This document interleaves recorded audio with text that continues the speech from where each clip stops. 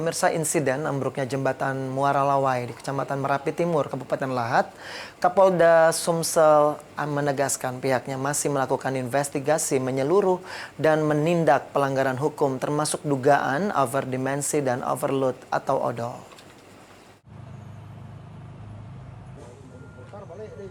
Insiden ambruknya jembatan yang terjadi di Desa Muara Lawai, Kecamatan Merapi Timur, Kabupaten Lahat membuat arus lalu lintas sempat lumpuh total.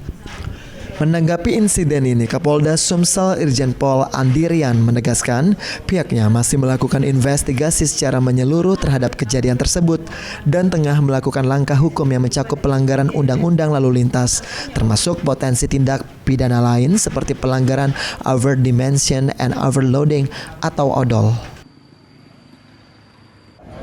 Polda Sumsel juga melaksanakan langkah termasuk Polres, baik dari sisi undang-undang lalu lintas, dari semua aspek kita lihat, termasuk juga dengan potensi tindak pidana yang lain, overdimensi maupun overload, karena kita tahu jembatan itu sudah tua, tetapi namun demikian kan tetap harus ada perawatan.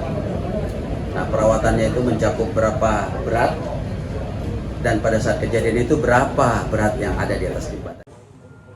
Pihak kepolisian menghimbau para pengemudi dan perusahaan angkutan barang untuk lebih memperhatikan ketentuan teknis dan keselamatan infrastruktur agar kejadian serupa tidak terulang.